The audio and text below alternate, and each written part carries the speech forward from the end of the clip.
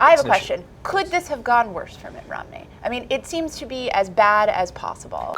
He could be clubbing baby seals, and I think it would endear him more to the Republican electorate. Here's what we're buzzing about at NewsBeast. Oscar nominations just in, and there's a whole lot of debate here in the newsroom. But first, our cheats. Ramin, what you got? For me, it's this really important story about how Disneyland is lifting its beard ban. This is an important I almost story. said beer, which was your cheat.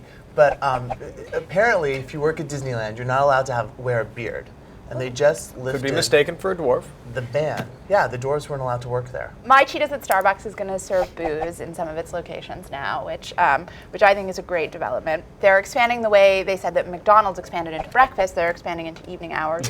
They're expanding into booze. Right, exactly. It's the next step for McDonald's too. They're going to serve beer and wine during happy hour. I look forward to the day when they work backwards and expand their booze operation into the morning coffee hours, and we have Irish coffee. I'm Mitt Romney's tax returns because that is the #1 political news today. Oh, He turns boy. out he paid 14% of his income. There's both carried interest and 14% is not 15%. I'll tell you that much. Well, and it's not 35, which is the debate we've been having about whether 35 to 39 on the top rates, socialism or communism, and this is clearly a whole new ballgame. I have a question. Could this have gone worse for Mitt Romney? I mean, it seems to be as bad as possible. He could have been found, I mean, even though the phrases Swiss bank account appear, that has been recently closed, and Cayman Island also appears, it could have been more plutocratic. I mean, these are sort of he could be clubbing baby seals, and I think it would endear him more to the Republican electorate. So there's a possible, an unexpected communication strategy. Hey! Distract from the story with a little photo op of Mitt Romney with a club. That's what I think. Someone at RNC headquarters take Hire note. me. Let's talk about the Obsessional, which is the Oscars. The Oscars! And joining us for this is Jacob Bernstein. Okay.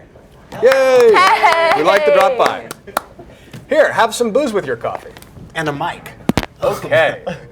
Do you put You that can close just to your mouth? put it near your close mouth. to my mouth. It's like a walkie-talkie. Is that going to work? Okay. All right, All let's right. just do that. Jacob, what do you think of Oscars? Yes. Well, I'm sort of in mourning for Albert Brooks, who I was Thank you. really gunning for for Drive. Well, it's sort of amazing to me because cool. generally, if you're usually a nice guy on screen and then you play a real lunatic and a really bad person, you get nominated, and he did it beautifully. It's the old half retard move. Yes, but he didn't get it. So there's that, and I'm a little disappointed about Tilda Swinton because who doesn't love Tilda Swinton at this point? I thought she would get in. I'm psyched for Kenneth Branagh, but who should be ditched? Jonah Hill? I mean, you figure, like, Albert Brooks, people. I'm sorry, Jonah Hill's got plenty Max of time. von Max von Sydow, I understand, didn't even Yes, speak well, in it. I guess he didn't even speak in the movie, and I think we all feel.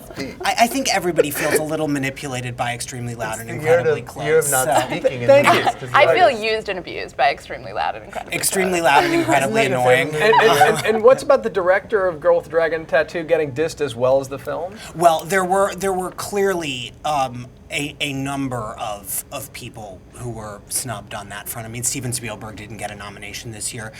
They got the nomination for Rooney Mara, which again sort of shows that with the Academy, they tend to love young women and older men. So you see these, Just like you see America. these, yes, you see these ingenues who win the Oscar for Best Actress, and then you see older men winning it as career Oscars. All right, so you guys are sort of the pros here, but Rebecca, we're going to put you in pro category because I That's clearly am not. inappropriate. That is inappropriate. You're right, but I meant it well. So here's the question: Best Picture. Where's the handicapping? I mean, I think there are a bunch of people who'd love to see, for sentimental sake, Midnight in Paris, but is that just naive dreamland? The artist is going to win. I think The artist's gonna win, It's just over. I fixes think in. this is completely done. I mean, I'm surprised the artist only got 10 nominations to Hugo's 11 nominations. So I Why think do you hate Hugo America? also has a chance.